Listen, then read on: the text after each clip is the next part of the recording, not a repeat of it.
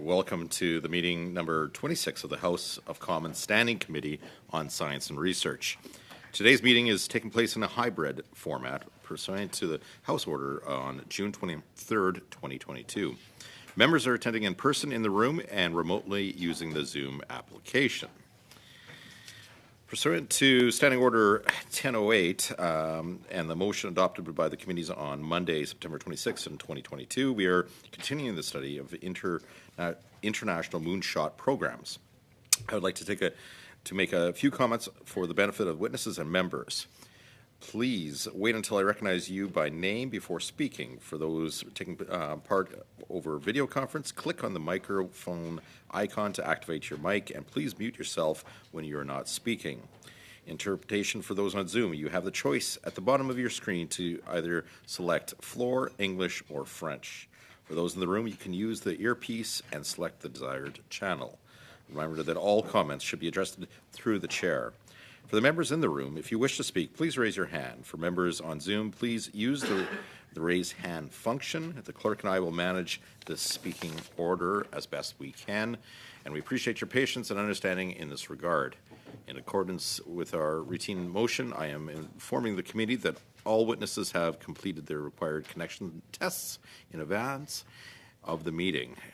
The clerk will follow the chair if any witnesses have not completed the test. I'd like to now welcome our two guests or witnesses for today. From the Canadian Brain Research Strategy, we have Dr. Young. And online, let's see if we do. Yes, we do. We have Dr. Blais from the University of Sherbrooke, and welcome both individuals. Each will have 5 minutes to start with the opening remarks, and we will start with Dr. Young first. Thank you, Mr. Chair and committee, for your work and attention to the cause of science. I was born in Labrador City, and I grew up in Fort McMurray, Alberta, and I would have never dreamed of this opportunity to speak in front of all of you today. I am Jenny Sine Young, and I am the Executive Director of the Canadian Brain Research Strategy. I have a PhD in neuroscience from the University of Alberta, and I then worked at MIT in the US for 14 years as the Scientific Chief of Staff for Nobel laureate Susumu Tonegawa, and also for current Picower Institute Director Li Weisai. I came back to Canada to tackle the challenge of understanding the brain in a different way, and I hope you'll see why with what you'll hear today. Our brains are at the center of everything that we do and are. They store our memories, create our passions, produce our art and commerce, and shape and build our societies. Brain injuries and impairments can impact everything that makes us us, from what we perceive to what we feel, to how we think, plan, and interact with each other in the world. The sad reality is that virtually every Canadian every Canadian family has someone impacted by a neurological disorder, brain injury, mental illness, or addiction. You likely know someone yourself. And increasingly, we're seeing people like Lou from Ottawa. He was one of many people we spoke to in building our national strategy. Lou has Parkinson's disease. One of his children has autism, and he is taking care of a parent with early dementia. As our population ages, the burden of brain disorders will only increase. Unfortunately, for the vast majority of brain disorders, including mental illness, there are limited treatment options or none at all. For many, there are no cures. And every Canadian deserves to have a healthy brain to help them realize their full potential throughout their lives. We need a national research strategy for brain because here's the challenge. Every human brain is composed of 100 billion cells, as many as there are stars in our galaxy, making 1,000 trillion neuronal connections with each other, and each connection shaped by our unique experience and genetics, and each one constantly changing. Understanding the most complex biological system ever known might seem like an impossible task, but we have to rise to the challenge. Because the better we know how a system works, the more likely we are able to fix it when it breaks. The only hope and path to treatments and cures is to gain new knowledge through research. And we are on the threshold of making remarkable advances in understanding the brain. ones that could lead to treatments and cures in our lifetimes for our families. Canadian neuroscientists and mental health researchers, and we rank in the top 5 in the world, are poised to make a major leap, a moonshot in brain science. New technologies like artificial intelligence have the potential to radically change what is even possible in brain research. And new data on the brain is accumulating faster than at any time in history. Imagine the implications of a breakthrough in a disease like Alzheimer's. Imagine the cost savings and reduced burden on our healthcare system when we are able to improve on the health outcomes of millions of Canadians with better treatments and by having healthier brains. Brain disorders cost the Canadian economy $61 billion per year, and this number is growing. For a tiny percentage of that amount, we can implement a national strategy now to leverage the unique strengths we have in our brain research ecosystem, and more importantly, to improve the lifelong well-being of our citizens, families, and communities. The human mind is our most valuable resource in the world. The US has invested in a national brain initiative, as have the EU, Korea, Japan, and China. From South America to Africa to Oceania, many other nations have brain research initiatives under development. But we have an incredible and unique opportunity before us for Canada to lead a global paradigm shift in brain research. The Canadian Brain Research Strategy is a pan-Canadian community-led effort that unites a broad, diverse coalition across the brain research ecosystem. This committee has heard from some of our scientific leaders, and there are 13 briefs from some of the nonprofits and health charities in our coalition. This strategy also comes from Indigenous stakeholders, patients, and their families. More than 25 organizations funding brain research are also at the table, and we are bringing in industry partners. We have the network, partnerships, and a unified consolidated vision, and we have a responsibility to make a difference in brain health and disease for all Canadians and for the world. Thank you. Thank you, Dr. Young. And now we'll hear from Dr. Blais. Oui, bonjour et merci de me donner l'opportunité. Hello, thanks for giving me the opportunity of speaking to you today. Can help Canada play a leading role on the global stage in areas of strategic importance. The next few minutes, I will outline some elements which I believe may help make Moonshot successful and some aspects to be aware of. These comments build on my experience participating in large-scale US, European, and Canadian quantum research efforts. First, at the root of innovation is curiosity-driven research. The founders of quantum physics focused on innovation rather than on understanding the inner workings of nature at the atomic levels.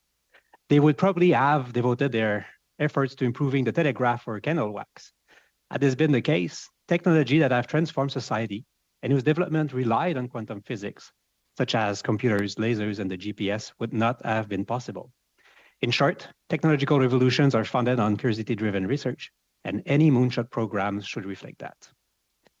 Second, by definition, moonshots have ambitious, big horizon objectives. The level of funding and, importantly, the duration of the funding should reflect that. An example of an existing program which does this well is the Canada First Research Excellence Fund, CFREF, which offers support over 7 years. CFREF funding at the University of Sherbrooke has been transformative. The 7-year duration of the support allowed us to put forward a long-term vision for the development of quantum science and technology and to act on that vision. Another characteristic, which I would recommend a Moonshot program to replicate, is the flexibility of the funding. Indeed, with most funding opportunities, there is little room for new ideas on how to best use the funds once the grant starts. Large-scale and long-term initiatives should be given the latitude to make the most out of the allocated funds.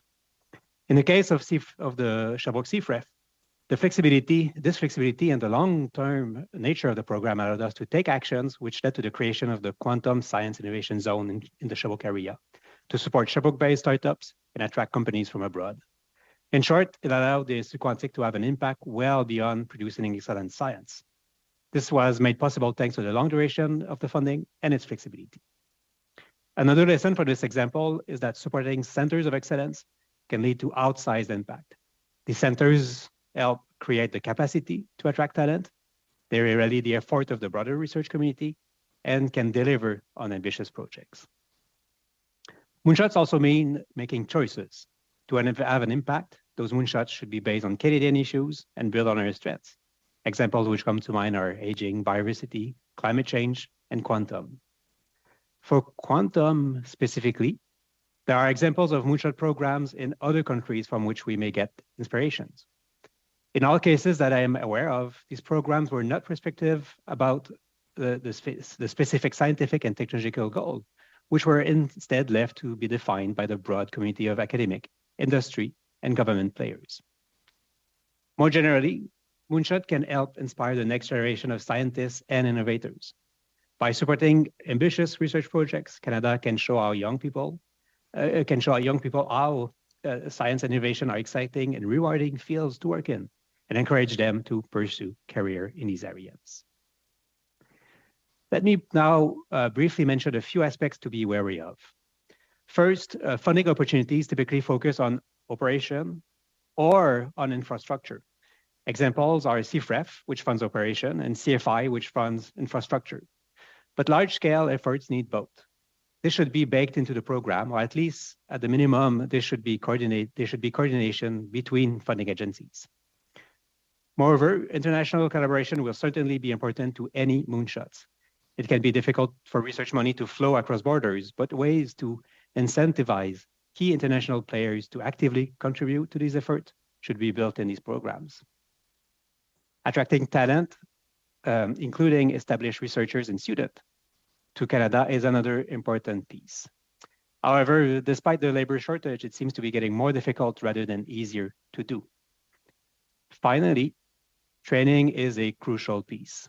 Taking quantum science and technology as an example, it is a fact that we're not training enough students and postdocs.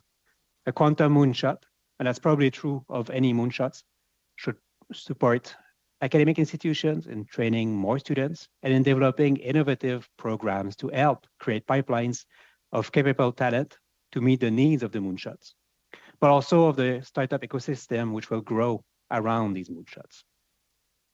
So in summary, a moonshot program would help Canada remain at the forefront of science and technology. Moonshot should be based on Canadian issues and build on our strengths. Flexibility and long-term support are crucial. And support to centers of excellence will help make these moonshots a success. Thank you. Dr. Blais and Dr. Young for that testimony. We will now start with the 6-minute round of questioning, and we'll have MP Soroka to kick us off. Thank you, Mr. Chair. And I'll start off with Ms. Young. You started first, and a fellow Albertan, so it's good to see you. I guess you guys are just studying the brain itself and trying to understand its connections. And when you've got like 1 billion different cells in there, it's pretty difficult. But where have you found any great revelations or unbelievable things that you found so far? Thank you for the question, Mr. Chair. That's a very good question. I think, so I myself in my research studied Alzheimer's disease for a long time. And what's amazing is that we are finally starting to make progress in that. For a very long time, people thought that it would be too late by the time we could discover it. But having these new technologies to let us detect the disease earlier, having a better understanding of the range of impacts, that is a reflection of how quickly the field has moved. For decades, there was nothing. And it's these new technologies like AI, like having more data than we've ever had before, that's going to let us build on these initial findings and really make a leap forward.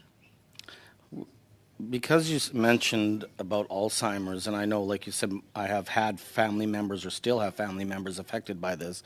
Where do you see that going? Is this more like a drug enhancement or more of a brain stimulation, or what is there to reverse that or to at least stop that process from continuing? That's a really great question. There are a number of different therapies, and as we get more data on the brain, what we're seeing is that it's not just one disease, and it is it shows up differently in different people. And so having a brain stimulation approach might work for some people, or having a drug might work with other people. And I think that's why we had so many failures before. We treated it as one disease. We treated only, it as the same in all the people. And so we really need to have different avenues of approaches and to understand the complexity of the brain and across different people and different populations to make an impact. So there are a lot of new technologies coming up and new approaches. And I'll ask the really easy question then. Could you project as to when we might have a cure for Alzheimer's? That is a very tricky question, but I appreciate that. So I'm aware that some of the colleagues in our coalition are working on this answer. And this is the Center for Aging, Brain Health and Innovation, CABI. They are proposing dementia zero by 2050. And I think it is something that we can aim for. I think the aspects of a moonshot, a brain moonshot, that Dr. Blaise brought up about that stability and long-term funding, I think that will enable something like this to happen, that by 2050 we could possibly not just have real treatments that make a big impact and improve the quality of life, but could possibly aim for something like dementia zero. Okay, well, Dr. Young, thank you for that. I just wished you'd have it a little quicker, because at my age, I might need the help a little quicker then. Dr. Blaise, you had mentioned that the Moonshot programs are necessarily on the funding and the appropriate funding, as well as the flexibility of funding. Could you please describe a bit more what you meant by that? Yes, thank you for the question. So in many instances, so let me switch to French, in fact, to answer the question. That will be just easier for me. So, donc, dans plusieurs... So in a lot of situations, in a lot of grants, when the grant request is put in, you have to specify how the funds will be spent over what kind of period of time, how many students, what kind of equipment, etc. But the reality is that research, as we heard with the last answer to your question, it is about following scientific progress and trying to understand what the needs will be in a couple of years, 3, 4, 5 years. So certain programs allow us to say, for instance, while you were thinking about bringing on board so many students, but now it's clear that you need this piece of equipment that's more important, so you can switch to that. Another element is the following. For these ecosystems that we're developing with moonshots or with the CIFREF program, we need excellent scientists, researchers, students, yes, but we also need staff to take care of the management aspects of the research that is being done. And there is almost no major grant that is targeted at this. And without this aspect, the effectiveness of the research goes down significantly. So this will be my answer. We need flexibility to decide where we will be using the budgets, but also it should allow us to bring on board and hire a larger group of staff in our research. Thank you, MP Soroka. Now moving on to the Liberals for their 6-minute round, and we have MP Luzon. Thanks, Mr. Chair. Merci beaucoup aux deux témoins. Merci. Thank you very much. Thanks to our witnesses, Dr. Young, Dr. Blaise. Thanks for being with us. I will start with Dr. Young. You submitted a brief to us in February last year. We were studying successes, challenges, and opportunities in Canada. That was our theme. Today, you talked about the human brain, and you've given us different examples. You talked about autism, Parkinson's disease, Asperger's disease maybe, or other mental problems might also come into play. And you also talked about an objective for dementia or illnesses related to aging by 2050. So are there such objectives for all kinds of other diseases that might be connected to the aging brain? Can you explain to us the process by which maybe in 25 years in dementia, but in other diseases as well, how might we be in a situation where the Asperger's syndrome or autism might no longer be a thing? Merci pour votre question.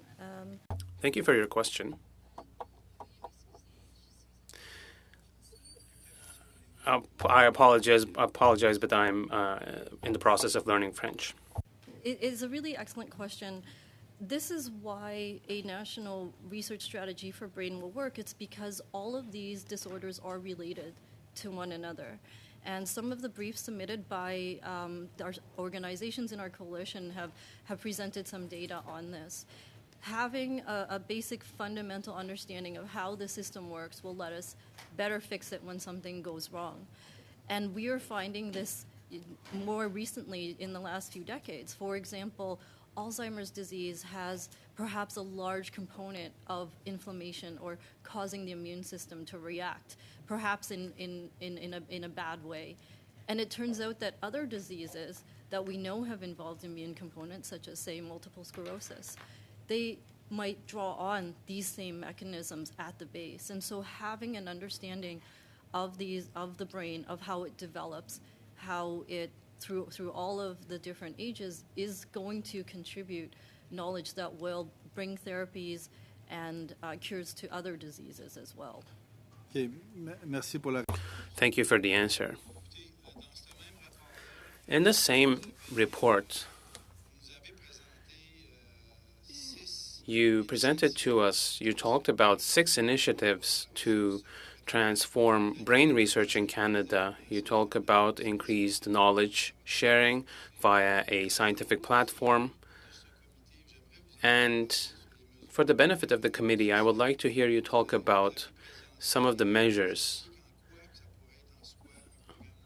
How could this be a moonshot program in and of itself, what you're presenting to us here today? Thank you for the question, Mr. Chair. So to summarize the 6 areas, what we're really talking about is investing in people. And as Dr. Blaise mentioned, having this stability and flexibility in funding. So it's not just targeting a specific scientific question, but really raising up the entire ecosystem.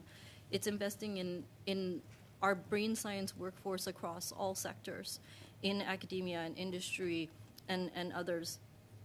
And being able to scale up brain research from our smallest research centers to the largest hubs.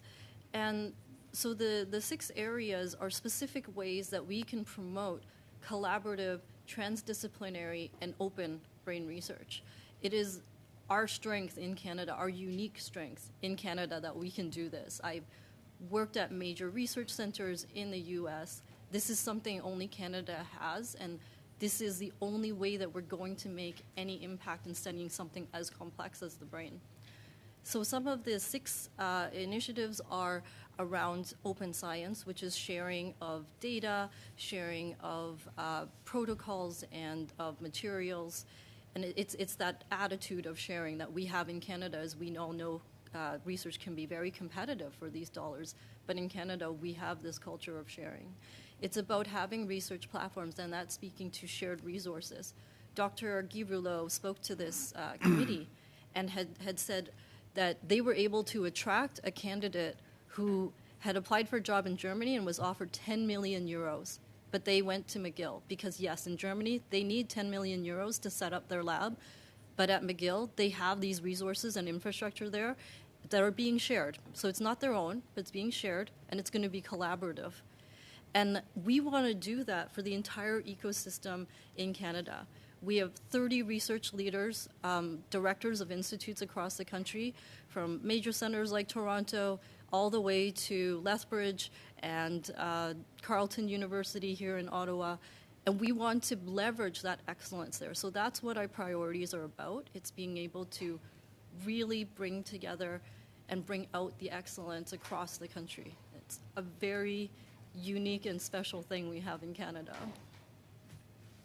Merci. Thank you. Very much. And now moving on to the block, MP Blanchette. Merci beaucoup, Monsieur le Président. Thank you, Chair. First of all, I'd like to welcome you. It's a pleasure to have you back as the chair of this committee. And also our thoughts go out to our colleague Christy. So we wish you a speedy recovery and we want to see you back with us.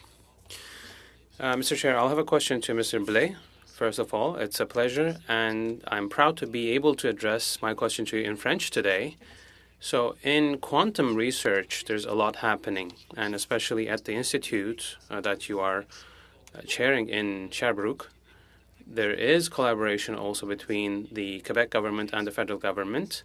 There's an innovation zone that's been created, and there's a strategy in quantum research that's also for research and commercialization of quantum initiatives. So can you let us know in more specific terms how these steps have changed things for the better for quantum research, especially in Quebec? Thank you for the question. University of Sherbrooke and the Institut Quantique enjoys funding from the federal government and the provincial government, as you mentioned, and we developed a vision over the last decade or so, and we focused on the creation of an ecosystem that allows students to engage in fundamental research and also set up their own companies. So this led to the creation of a lot of startups in quantum technologies in Sherbrooke. And the Quebec government also helped us and funded us with the creation of the Quantum Science Innovation Zone. That was a funding of about $100 million. That goes to support these startups, but it also attracts companies from the outside. So a lot of companies have already started to set up shop in Sherbrooke. So if we look at what's happened here, and that is the case in other centers, quantum centers across the country as well. But our number one export is talent. We are training people, and then they go to other places to work at large companies, the Googles and IBMs and others. And over the recent years, we've also managed to keep this talent in Sherbrooke. So we are investing a lot in their training, so we want to be able to benefit from their knowledge and know-how over the course of their careers. As I was saying in my introductory remarks, it's really about having a stable and long-term financing with flexibility that allowed us to have this vision, and we were able to act in an agile manner and build on this idea. Thank you, Dr. Blais. It's a pleasure to hear you talk about talent retention. So does this model on quantum research, can it be reproduced in other domains? I think so, yes. Yes.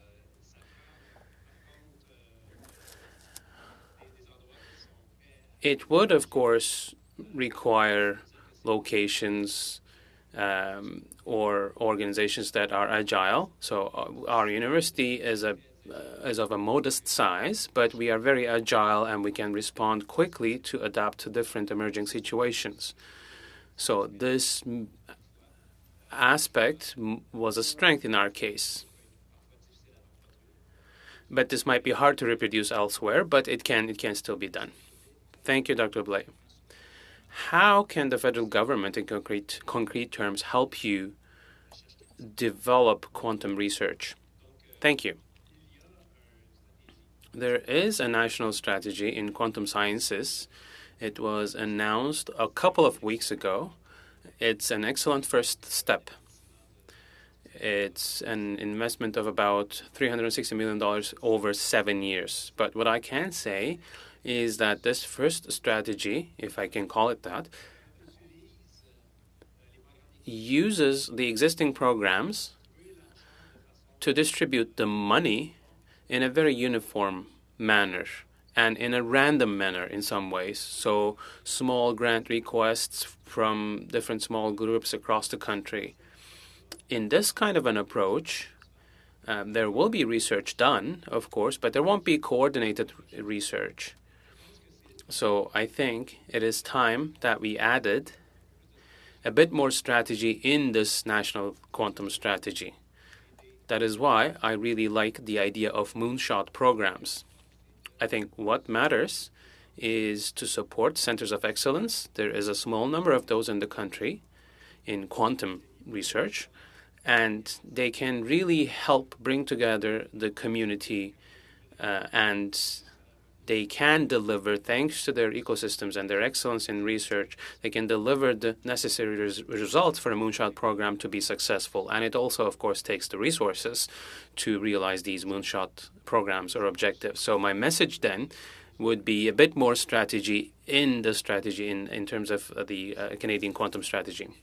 Thank you, Dr. Blais. You talked about resources, and I'd like to come back to talent attraction and retention. Canada makes significant investment in research and innovation, but over the past 20 years, Canada was also the only G7 country that reduced its investment in these fields. And there was an article in the Science magazine that says that researchers come to Canada, they develop themselves here, but financing is not sufficient, and that sends out the wrong message. And when you look at the other side of the border, when you look at the United States, they doubled their financing to research through their national institute, and inevitably there's a brain drain towards the U.S. So how can we make sure, Dr. Blais, that that doesn't happen if there is no investment coming from the federal government? I'm going to have to get you to have a written submission for the answer to that question. We're just out of time. Will do. Thank you. Thank you very much, Mr. Bouchette. Now on to the NDP and MP Cannings for 6 minutes. Well, thank you, and I'm going to allow Dr. Blais to continue on that line. I was going to go there anyways eventually, but I'll go there right now, and that is just we've been hearing a lot in this committee and elsewhere in Parliament lately about the lack of funding or the insufficient funding for training new talent, students and postdocs, the scholarships that are provided by the tri-councils have not gone up in 20 years. And, you know, it's all very well to have moonshots and great ideas and that, but you really, what I appreciated about your presentation is you really set the background for what we need to do to make these moonshots successful. So just going to that specific item, you know, what do you feel we have to do to make sure that students stay here in Canada to do their training, and that would attract, you know, help build your labs, help build the whole research programs. So is it important to make sure that that funding, so that they can live dignified lives while working on these very important programs, that funding increases? Oui, donc merci. Thank you for the question. There is a lot that can be said on this, but I will try to give you some chunks. So scholarships, first of all, they are not sufficient. Students are under the poverty line, and this has been the case for many years. So that is one thing that absolutely needs to change. And attracting more youth in science and technology is hard to do at the moment. That being said, it's not just the scholarships that will make a difference. You have to start very early on. It takes an national program to bring young people in science and technology. Otherwise, it simply will not work. Also, it's not the first time that quantum technologies are changing the society or have changed the society. As I said in my presentation, quantum research have given us lasers, computers, and other technologies. It wouldn't be possible for us to talk over Zoom if it weren't for quantum research. So when you look at the results of the first quantum evolution that started in the 1950s, in fact, we don't really have the industry in Canada, semiconductors, we don't have the Apples, Googles, or other giants. But Canada was there since the start of this research evolution. And then it was the industry creation step that simply did not happen, and everything went to the US or to other companies such as Taiwan. So more investment is needed in research, and that has to be done in a strategic manner, in an ambitious manner, and we have to make choices. We cannot be excellent in everything. That is why I really appreciate the idea of moonshot programs. We have to make choices on very specific programs, and that's how you can achieve excellence. And you should go from fundamental research all the way to commercialization. And I would just like to continue on that. You mentioned the Canada First Research Excellence Fund and explained why it had a good model. It was a long-term, flexible funding. Do you see this as simply a model for moonshot programs, or is it something that we could use this fund, maybe inject more funds into it, obviously? Or how do you see that fitting in with the idea of moonshot funds for whether it's aging, biodiversity, climate change? You mentioned, is this fund something that we can build on, or should we create something like it for moonshots that was perhaps even more ambitious? I think it's a model that should be followed. It's not necessarily the exact program that should be used, however. For instance, the CFREF program supports one institution and its mission. But I think a moonshot program should encourage multiple Canadian institutions to work together. It's not forbidden by the CFREF program, but it's not necessarily something that they are prioritizing. So it requires a different vision, a different program, a bit more of a global program, if you like.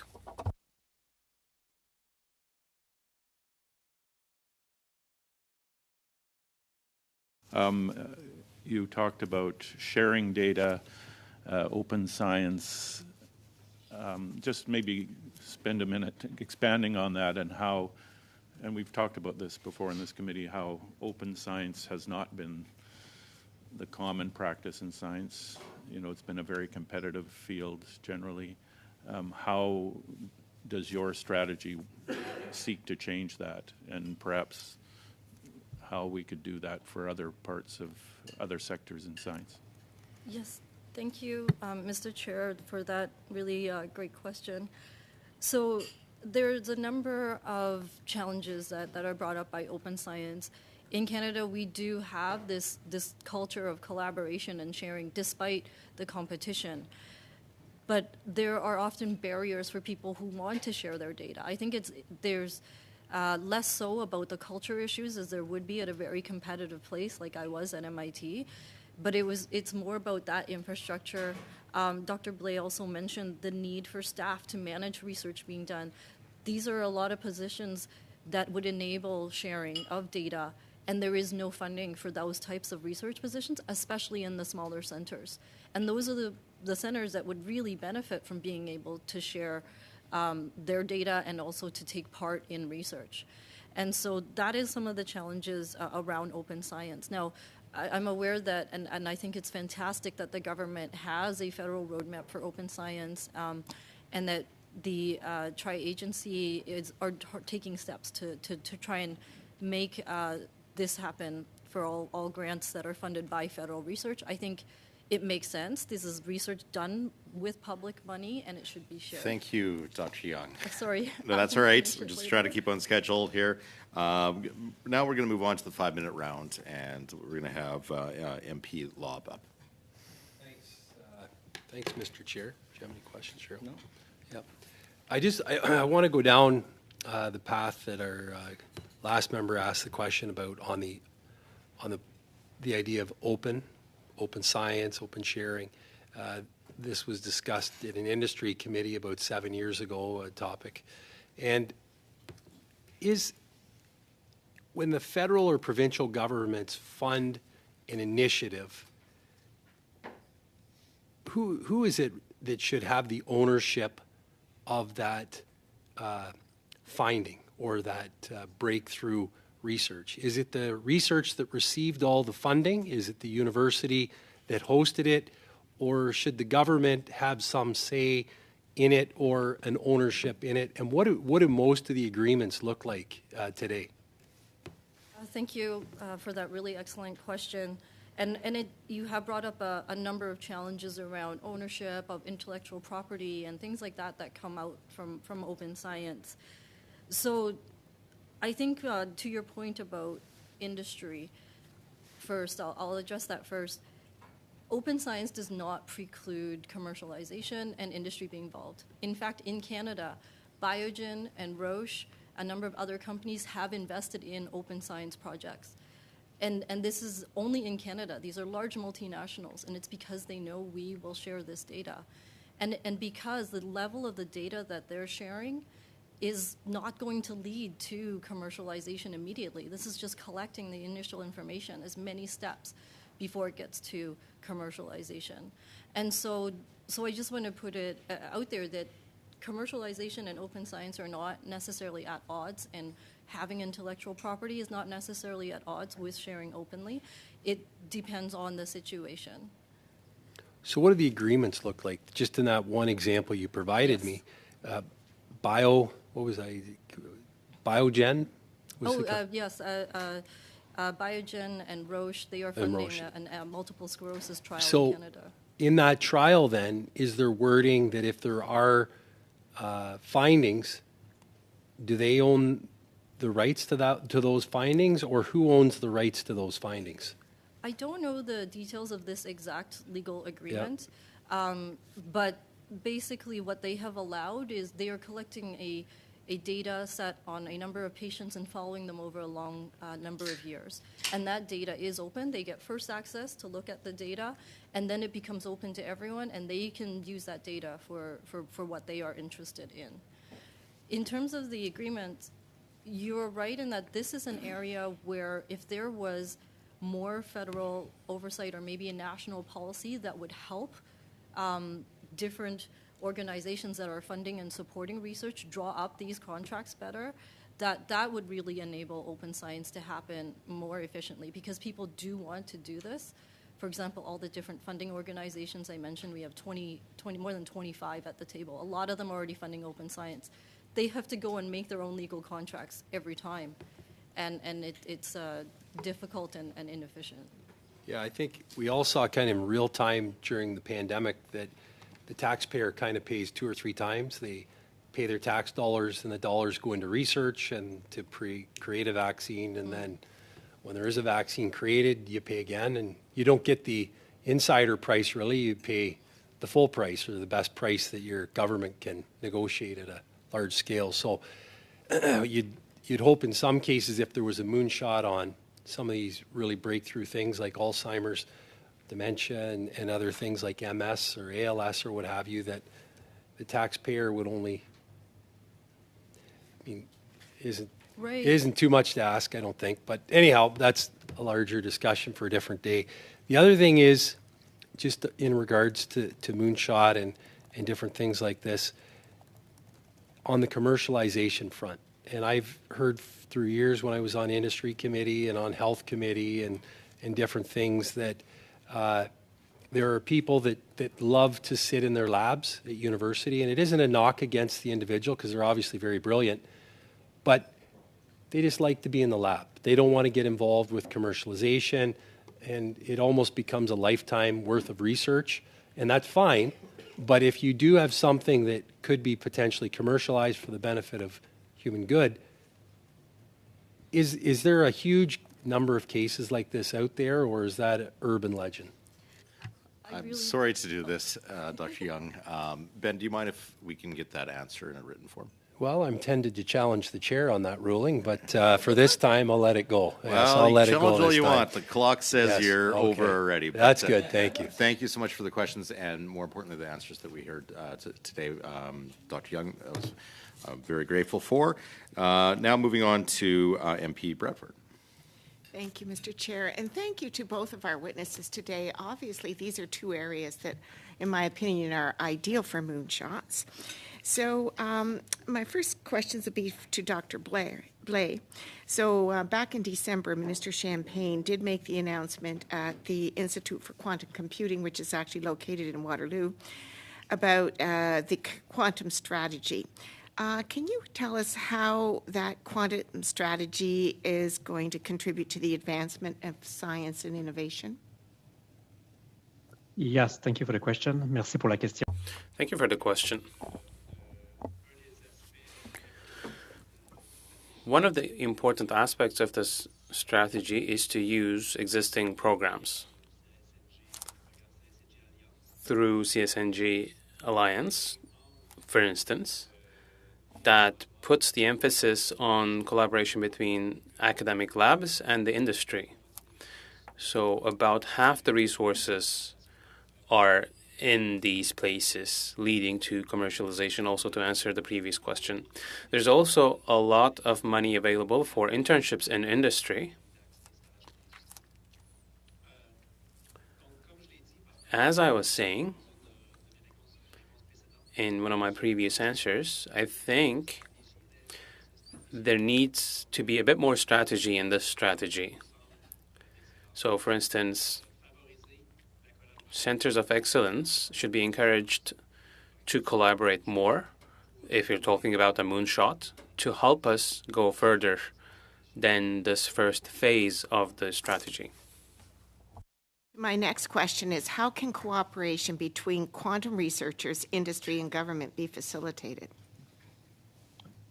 Oui, merci pour la question. Thank you for the question.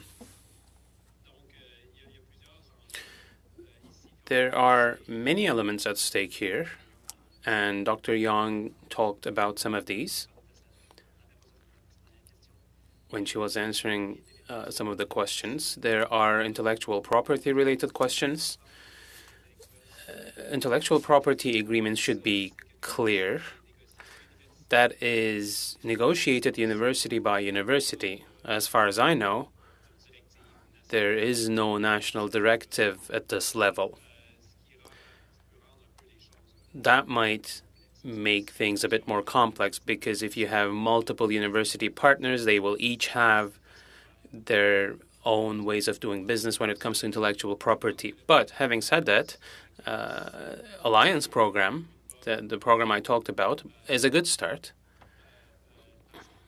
because it allows companies to collaborate with industry. But in quantum, it's not only about working just with the industry. There are fundamental discoveries that need to be made. And if we only support research between industries and universities, then there's a risk of missing out on fundamental research, which is essential to develop technology. So you have to keep an eye on this, but that shouldn't be your sole focus, investing in research. Very quickly to Dr. Young. In your opening statement, you really made a compelling case for further research in brain strategy. I was just wondering, can you tell me if there's any work that you're working on with respect to brain injury? Like, we know that it can either be from repeated concussions or a traumatic event like an accident. What's your experience with that, and what research is done on that area?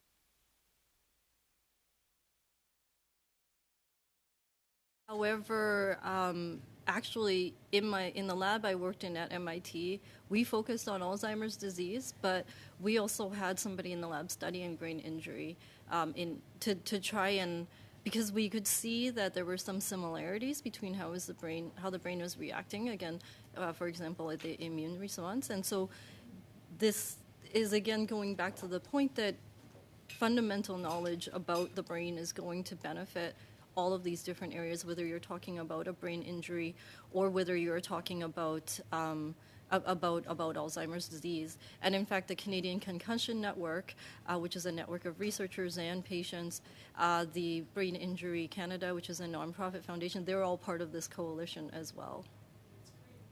So how are areas of research prioritized then? This is a really good question. So at a national strategy level, we're really focused on what will help the entire ecosystem. We have different national strategies to ask the specific science questions. We have a national dementia strategy. We have a national autism strategy being developed. And that is where you get the experts in the field to ask the specific science questions. But we want to enable the scientists to be able to tackle these questions. Okay. Thank you so much for the questions and answers so far. We're out of time. Sorry. And now we are on to the next round of questions, which is a 2.5 minutes, and we're going to start with MP Bouchat. Merci, Monsieur le Président. Je vais... Thank you, Chair.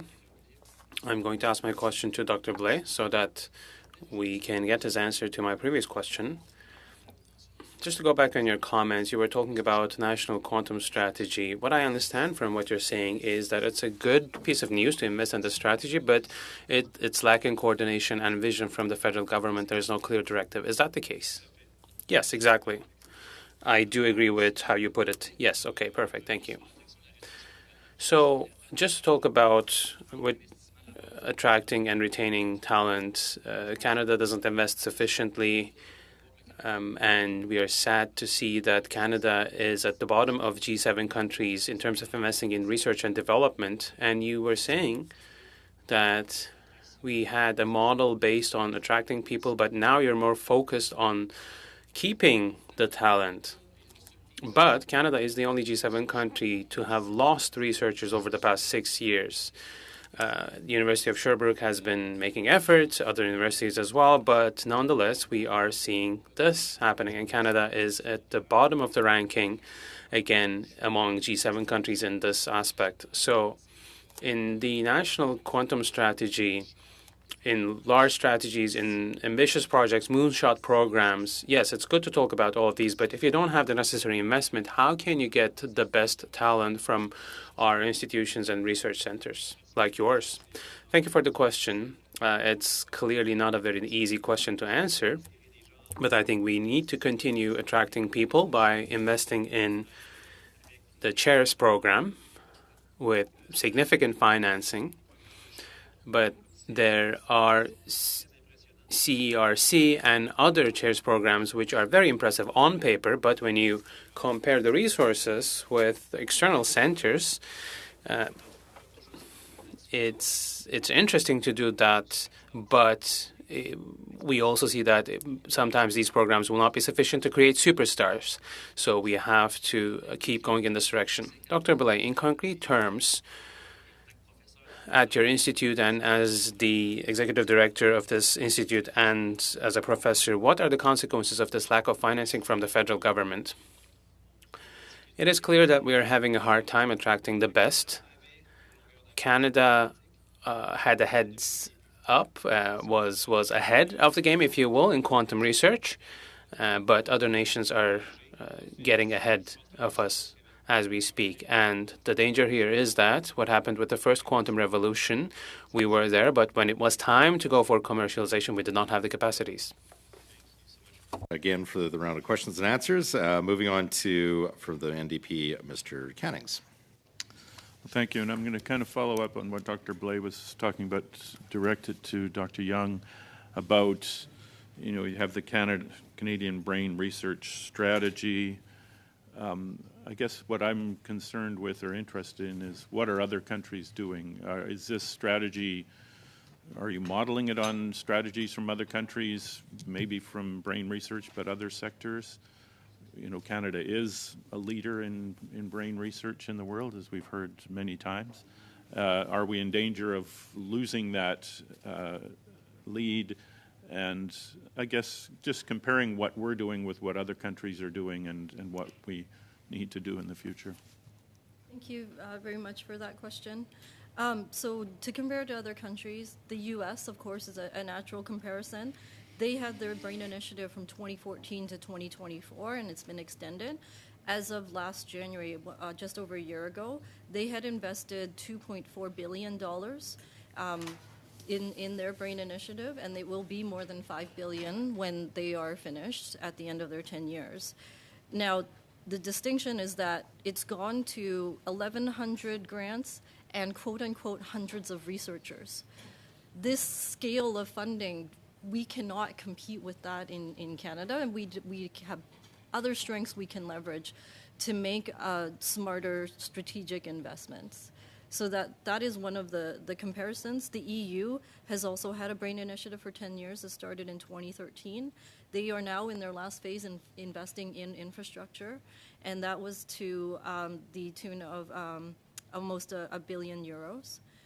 Japan also has one, and that started in 2014. China and Korea also have their own brain initiatives, and these all started around the same time. There are also emerging brain initiatives in Australia, in New Zealand, but also in Finland. Even non-OECD countries, such as Latin American and Caribbean countries, are forming their own brain initiative, and there is a brain research initiative in Africa as well. And just quickly, what can we learn from all those other initiatives? Are those parts of them that are applicable to Canada? So the EU's, where they have, initially it was targeted on specific science questions, but is now really expanding to build the infrastructure for research, is a valuable lesson. I think we have a lot to contribute. We presented to the International Brain Initiative where all these countries were, and everybody was interested to hear our model because they are all just about the scientists. And we see the strength in bringing all of these other stakeholders on board. Thank you. Thank you to our members and witnesses. A thank you to Dr. Blais and Dr. Young for your submission today and your answering of questions for the members. We very much appreciate that. We will now briefly suspend before resuming our in-camera portion of the meeting. So I ask all witnesses and guests to please leave the meeting, and I wish them a good rest of their day. Please do stand suspended.